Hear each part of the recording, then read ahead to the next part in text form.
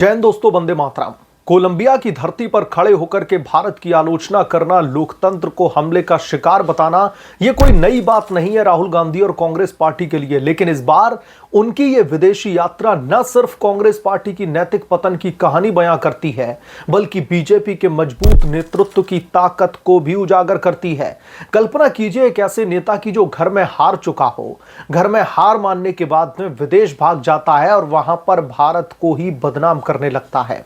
क्या यह लोकतंत्र की रक्षा है या फिर विदेशी ताकतों से मदद की गुहार? यह तब सब कुछ दोस्तों शुरू होता है जब राहुल गांधी कोलंबिया के एक यूनिवर्सिटी में दरअसल एक सेमिनार को संबोधित कर रहे थे। वहां पर उनके खुलेआम उनकी तरफ से यह कहा जाता है कि भारत में लोकतंत्र पर दरअसल थोक में हमला हो रहा है, लोकतंत्र खतरे में है। उन्होंने भारत की विविधता और विकेंद्रीकृत प्रणाली की तारीफ तो की, लेकिन मोदी सरकार को निशाना बनाते हुए दावा किया गया कि लोकतंत्र पर हमला भारत के लिए सबसे बड़ा खतरा है।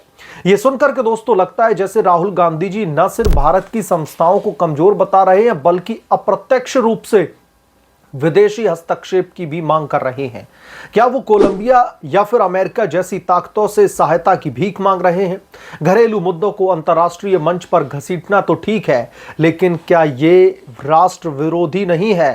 कांग्रेस का ये रवैया कोई आश्चर्य की दोस्तों बात नहीं है। याद कीजिए अप्रैल 2025 में अमेरिकी यात्रा के दौरान राहुल गांधी ने इलेक्शन कमीशन ऑफ इंडिया को समझौता बता दिया था। यह कांग्रेस पार्टी की फितरत बन चुकी है कि जब भी यह देश से किसी दूसरे देश में जाएंगे, जब भी यह विदेश की धरती पर जाकर के कुछ भी इनका मुंह खोलेगा, तो भारत के खिलाफ में जहर ही उगलेंगे। वहां पर भी उन्होंने लोकतंत्र की मृत्यु का रोना रोया था, लेकिन अब कोलंबिया में यह दोहराना, यह तो साफ तौर पर एक पैटर्न है। कांग्रेस पार्टी हमेशा से ही सत्ता से बाहर होने पर विदेशी मंचों का सहारा लेती रही है, क्योंकि हिंदुस्तान के मंचों से तो राहुल गांधी को कोई सीरियसली लेता नहीं है। इमरजेंसी के दौर में लोकतंत्र को कुचलने वाली यह पार्टी आज खुद को लोकतंत्र का रक्षक बताती है। यह बेहद ही हास्यास्पद है। राहुल गांधी का यह व्यवहार न सिर्फ कांग्रेस पार्टी की कमजोरी दिखाता है, बल्कि पूरे के पूरे विपक्ष को विदेशी एजेंडों की कठपुतली साबित करता है। सोशल मीडिया पर भी दोस्तों भारतीय जनता पार्टी के समर्थक उनकी आलोचना कर रहे हैं। राहुल गांधी विदेश जाते ही भारत को नीचा दिखाने लगते हैं। यह कमजोरी है, ना कि आलोचना। एक अन्य पोस्ट में कहा गया है कि राहुल गांधी का विदेशी दौरा हमेशा एंटी इंडिया इवेंट बन जाता है।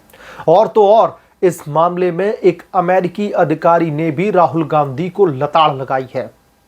यानी कि हिंदुस्तान में तो राहुल गांधी के इन कारनामों की, इन करतूतों की आलोचना हो ही रही है। अब एक अमेरिकी अधिकारी ने भी राहुल गांधी को भयंकर तरीके से लताड़ा है। मीडिया रिपोर्ट्स के मुताबिक अमेरिकी विदेश विभाग के एक वरिष्ठ अधिकारी ने निजी बातचीत में राहुल गांधी के बयानों को अनावश्यक और हानिकारक बताया है। उन्होंने कहा है कि भारत जैसे उभरते लोकतंत्र की आंतरिक आलोचना को विदेश में घसीटना राष्ट्र हितों के सीधे तौर पर खिलाफ में है। यह लताड़ दोस्तों कांग्रेस पार्टी के लिए करारा झटका है। जब वो विदेशी समर्थन की उम्मीद करते हैं, तब खुद विदेशी ही उनकी कलाई खोल करके रख देते हैं। अब बात बीजेपी की, जहां कांग्रेस पार्टी विदेश भाग करके भारत को बदनाम करती है, वहीं बीजेपी ने हमेशा राष्ट्र को सर्वोपरि रखा है। प्रधानमंत्री नरेंद्र मोदी की अगुवाई में बीजेपी ने भारत को वैश्विक पटल पर मजबूत बनाया है। इस बात से इंकार नहीं किया जा सकता, चाहे वो G20 की मेजबानी हो या फिर जो क्वाड के माध्यम से एशियाई सुरक्षा का सवाल। कोलंबिया वाले बयान पर बीजेपी ने तुरंत पलटवार किया है। तेलंगाना बीजेपी ने राहुल गांधी को प्रोपेगेंडा लीडर यानी कि LOP कह दिया है, लीडर ऑफ प्रोपेगेंडा। अभी ये लीडर ऑफ ओपोजिशन नहीं है। उन्होंने कहा है कि भारत और उसके संस्थानों को विदेश में बदनाम कर रहे हैं राहुल गांधी। बीजेपी सांसद कंगना रनौत ने तो सीधे तौर पर यह कहा है कि राहुल गांधी शर्मनाक है, वो भारतीयों को बेवकूफ दिखाने की कोशिश कर रहे हैं।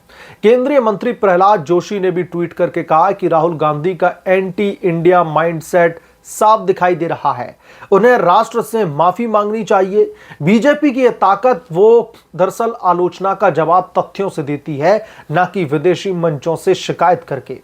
मोदी सरकार के तहत भारत की अर्थव्यवस्था चरम पर है, विदेश नीति मजबूत है और लोकतंत्र न केवल जीवित है, बल्कि दुनिया का सबसे बड़ा लोकतंत्र के रूप में चमक रहा है।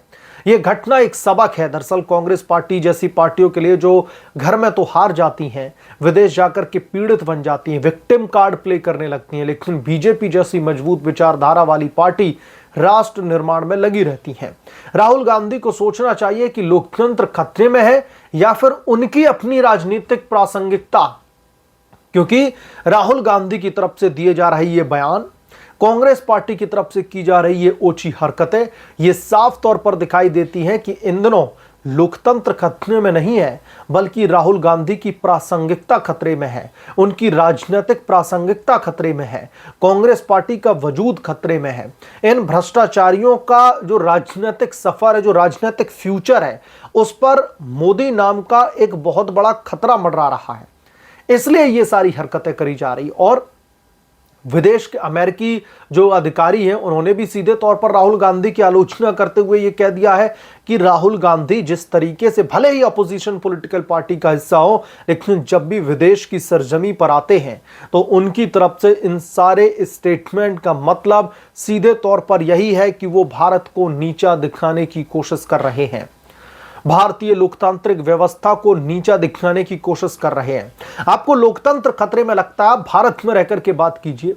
आपको अगर वाकई में लगता है कि डेमोक्रेसी पर अटैक हो रहा है, आप पीएम मोदी की आलोचना कीजिए, भाजपा की आलोचना कीजिए, लेकिन हिंदुस्तान के लोगों के बीच में आप अंतर्राष्ट्रीय स्तर पर जाकर के, अंतर्राष्ट्रीय मंचों का इस्तेमाल करके आप क्या वाकई में विदेशी ताकतों का जो है इंटरफेरेंस चाहते हैं हिंदुस्तान की डेमोक्रेसी में, जैसा नेपाल और बांग्लादेश में हुआ? दूसरी देश की ताकतों ने वहां पर तख्ता पलट करवा दिया। क्या राहुल गांधी इस तरीके की जो है मानसिकता रखते हैं कि उन्हें अभी विदेशी ताकतों की जरूरत है हिंदुस्तान में तख्ता पलट करने की? क्योंकि प्रधानमंत्री मोदी और भाजपा के सामने कांग्रेस पार्टी घुटने टेक चुकी है। कांग्रेस पार्टी अब दरअसल घुटने पर रेंग रही है। तमाम रैलियां करने के बावजूद भी, लोगों को कन्विंस करने की हद पार करने के बावजूद भी कांग्रेस पार्टी इसमें दरअसल सफल साबित नहीं हो पा रही। क्या इसलिए अब विदेशी ताकतों के इंटरफेरेंस की जरूरत है? तो कुल मिलाकर के राहुल गांधी लोकतंत्र बचाने के जो एक तरीके से अपने आप को एक बड़ा ठेकेदार समझ रहे हैं, लेकिन असल में कांग्रेस पार्टी का प्रोपेगेंडा दोस्तों क्या है, यह हमें समझने की जरूरत है। मैंने इसलिए बार बार इस चीज पर एम्फसाइज किया कि क्या राहुल गांधी विदेश की धरती पर जाकर के विदेशी ताकतों को आमंत्रण दे रहे हैं कि आप आइए, आपकी मदद से ही हम भारतीय डेमोक्रेसी को बचा पाएंगे।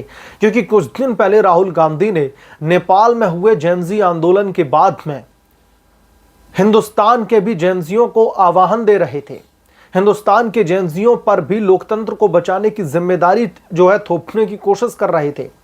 तो ये राहुल गांधी पहले हिंदुस्तान में भी इस तरीके की हरकत करके गए हैं। उसके बाद में सोनम वांगचुक ने क्या किया, वहां पर कांग्रेस पार्टी ने क्या किया, लेह लद्दाख में हम सब ने देखा है। और अब विदेश की धरती पर जाकर के इस तरीके की ओछी हरकत करना, यह वाकई में दोस्तों मुझे लगता है कि राहुल गांधी और कांग्रेस पार्टी का एंटी इंडिया जो इवेंट है वो विदेश की धरती पर होता रहता है। जब भी राहुल गांधी हिंदुस्तान से किसी दूसरे मुल्क का दौरा करते हैं और वहां पर जब भी उनकी तरफ उनके मुंह से जो कुछ भी बोला जाता है वो दरअसल एंटी इंडिया इवेंट बन ही जाता है। आप राहुल गांधी के दौरे उठा करके देख लीजिए, जब जब राहुल गांधी विदेश की धरती पर जाएंगे उन्हें मोदी को घेरने का बहाना चाहिए। मोदी के घेरने से जो है सिर्फ बात नहीं बन रही, क्योंकि मोदी एक ऐसे ग्लोबल लीडर बन चुके हैं जो पूरी दुनिया उनका लोहा मानती है। तो जब कांग्रेस पार्टी को, राहुल गांधी को यह लगने लगा कि अरे मोदी के ऊपर जब हम ये टारगेट कर रहे हैं तो ग्लोबल लेवल पर कोई इंपैक्ट नहीं पड़ रहा, तो फिर मोदी को डिक्टेटर बताने लगना, लोकतंत्र खतरे में बताने लगना, जो भी हमारे जो इंस्टीट्यूशंस हैं, जो संवैधानिक इंस्टीट्यूशंस हैं, उन्हें खतरे में बता देना। तो ये जो विक्टिम कार्ड कांग्रेस पार्टी जो है खेल रही है, इस पर तो अब विदेश के जो अधिकारी हैं, खास तौर पर अमेरिका के अधिकारी, उन्होंने भी फटकार लगाई है। बहरहाल आप क्या सोचते हैं इसके बारे में? आपकी राय हमारे लिए बेहद ही महत्वपूर्ण है। आप जो भी सोचते हैं अपनी राय को कमेंट सेक्शन में जरूर लिख करके बताएं। जल्द मिलूंगा किस दूसरे बड़े अपडेट के साथ में, तब तक के लिए धन्यवाद। अगर आप लोग चैनल पर नए हैं तो प्लीज चैनल को सब्सक्राइब कर लें और साइड बने बेल आइकन को जरूर प्रेस कर लें, ताकि जब भी मैं कोई नई रिपोर्ट लेकर के आऊं तो इसकी नोटिफिकेशन सबसे पहले आपको मिले।